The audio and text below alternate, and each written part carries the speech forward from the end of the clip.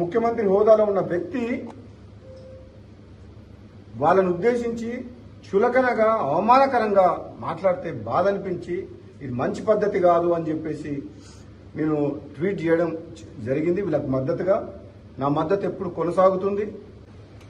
నేను ఏదైతే ట్వీట్ పెట్టినో వాళ్ళకు మద్దతుగా సమాజంలో ప్రజల పక్షాన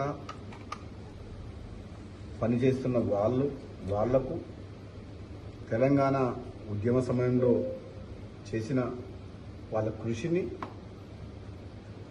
అభినందిస్తూ వాళ్ళకు బాసటగా నిలవాలని చెప్పి గత 2 రోజుల క్రితం ఒక ట్వీట్ చేయడం జరిగింది. డిజిటల్ మీడియా సోదరులందరినీ కూడా గౌరవించుకోవాలి తప్పితే అవమానించడము సబబు కాదు అని చెప్పేసి నా అభిప్రాయాన్ని నిస్సందేహంగా, నిర్మోహమాటంగా, నిర్భయంగా ట్వీట్ ద్వారా తెలియజేయడం జరిగింది. అందరం కలిసికట్టుగా డిజిటల్ మీడియా సోదరుల పాత్ర కూడా ఉంది దాంట్లో. అందరం కలిసి ఈరోజు ప్రభుత్వాన్ని ఏర్పాటు చేసుకున్నాం. ఇటువంటి తరుణంలో